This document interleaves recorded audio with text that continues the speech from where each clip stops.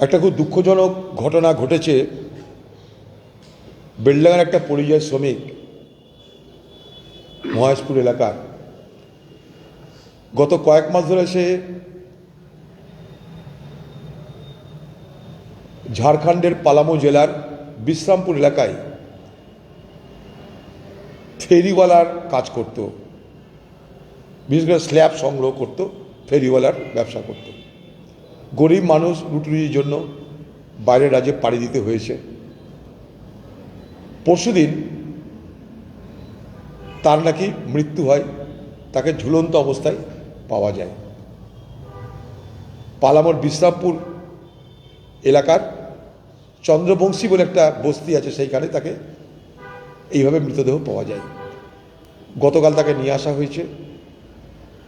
সে পরিযায়ী শ্রমিক, স্বাভাবিকভাবেই মৃত্যুর কারণ কি আমাদের জানা খুব জরুরি।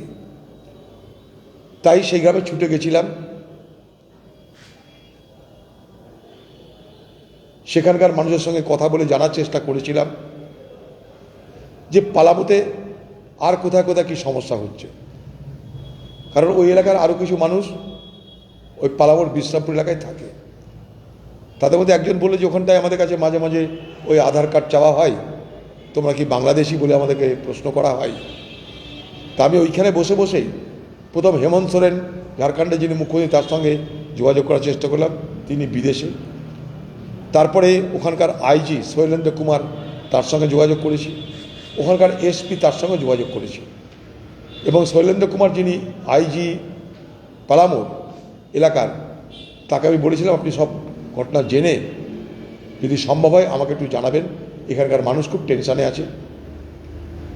আমি যখন ফিরছি গ্রাম থেকে তখন সেই আইজি শৈলেন্দ্র কুমার আমাকে ফোনও করেছিলেন। তিনি বললেন যে সম্ভবত প্রাইমা ফেসি মনে হচ্ছে যে এটা আত্মহত্যা, কারণ তার ঘরের জিনিসপত্র কালকে রাত্রেও মৃত্যুর দিনও তার ঘরের ডিম টিমগুলো দেখা গেছে, খাওয়া দাওয়া করেছে। তবুও আপনারা যখন বলছেন আমি এটা পূর্ণাঙ্গ তদন্ত করব। পাশাপাশি আমি এটাও বলেছি যে আমি কিন্তু সেখানটায় যাব। আমার একথা বলার উদ্দেশ্য দুটো। এক, যিনি মারা গেছেন আলারউদ্দিন, তার মৃত্যুর কারণ এটা স্পষ্টভাবে জানা দরকার। ওনারা কথা দিয়েছেন যে আমরা তদন্ত করব। এখনই আপনাকে জানাচ্ছি যে সম্ভবত এটা আত্মহত্যা, কারণ তার দেহের কোথাও আঘাতের চিহ্ন নেই, এক্সটার্নাল কোনো ইনজুরি নেই, দেহে কোনো আঘাতের চিহ্ন আমরা পাইনি। তাই সম্ভবত এটা আত্মহত্যা। এক। দু নম্বর, আমার আরেকটা উদ্দেশ্য হচ্ছে আগামী দিনে যেন এখানকার পরিযায়ী শ্রমিক যারা ঝাড়খণ্ড বা পালামোর যে সমস্ত এলাকায় ফেরি করে বা কাজ করে রোজগার করে, তাদের জীবনে যেন কোনো রকম বিপদ না নেমে আসে, তারা যেন নিশ্চিতে নিরাপদে সেখানে কারবার করতে পারে, রোজগার করতে পারে, সেই বিষয়টাকে সুনিশ্চিত করা।